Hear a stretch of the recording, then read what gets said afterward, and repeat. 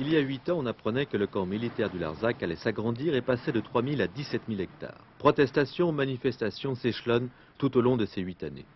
Aujourd'hui, l'affaire prend un tour décisif avec un nouvel arrêté dit de cessibilité. Les cultivateurs ne peuvent plus vendre leurs terres à d'autres qu'à l'armée. Cet arrêté, qui concerne 2 communes, La Roque et La Cavalerie, sera suivi dans un délai de 6 mois d'une ordonnance d'expropriation. Légalement, pour nous, d'après l'administration, on est fichu. Mais pour nous, c'est pas du tout ça. On pense qu'avec tout le rapport de force qu'il y a à l'extérieur, on l'a vu lors de la dernière manifestation du mois d'octobre, là, le soir chez moi, il y avait plus de 120 personnes du comité d'Avignon qui sont venues pour nous dire que s'il se passait quelque chose, ils seraient là pour nous soutenir et de gré ou de force, on ne partirait pas, quoi. Jeunes, organisés, informés, ceux-là ont confiance. Mais les autres, les anciens. Élie Jonquet, par exemple, 65 ans. Sa seule arme, la grève de la faim dans une salle de la mairie de Millau. Avec sa sœur Jeanne, 62 ans, tous deux célibataires, ils habitent depuis 7 générations au moins cette maison du hameau de la Blaquère au centre de la zone d'extension du camp. Lorsque l'on parle à Jeanne d'argent pour partir... Moi, j'aime pas l'argent. Moi, j'aime mon pays et je veux y rester. C'est pour moi comme une famille. C'est ma famille qui continue avec mon pays, ma maison et mes terres. C'est pas une question d'argent, absolument pas. Il y a des choses qui ne s'achètent pas. Vieux ou jeunes, ceux-là sont décidés à aller jusqu'au bout. Mais il y en a d'autres. Lassitude, peur ou intérêt, difficile à savoir, ils ont cédé. 9 exactement sur 103. Mal à l'aise, un seul d'entre eux a bien voulu témoigner, à condition de ne pas prononcer les mots « vente de ses terres », mais seulement « cession de ses terres ». Il nous explique les avantages qu'il en retire.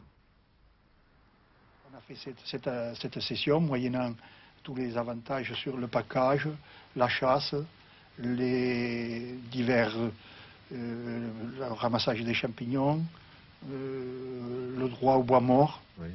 Maintenant, il y a certains ennuis lors des tirs, mais il faut quand même supporter une certaine gêne.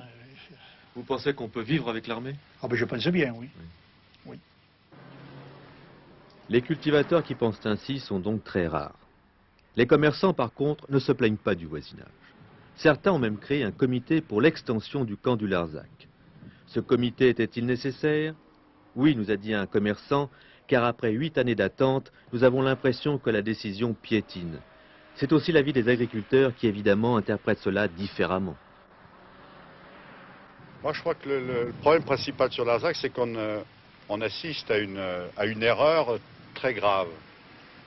C'est-à-dire que du point de vue politique, on a pris une décision, et même si on s'aperçoit actuellement que c'est une erreur absolument très grave, on ne sent personne en face de nous qui puisse revenir sur cette décision-là. Quelle est l'attitude des paysans en contact avec l'armée? Ils ne comprennent pas qu'une armée française veuille s'attaquer à d'autres Français. Vous êtes antimilitariste? Je ne suis absolument pas antimilitariste. Moi-même, je suis ancien officier de réserve. Mais j'avoue que le comportement de l'armée sur le Larzac m'a posé énormément de problèmes. Actuellement, l'armée établit des fortins tout autour du camp actuel et on a vraiment l'impression d'être des Sioux, d'être des Peaux-Rouges face à l'armée des États-Unis lorsqu'elle faisait la conquête de l'Ouest. Des forces de l'ordre ont pris discrètement position dans 2 colonies de vacances désaffectées de la région.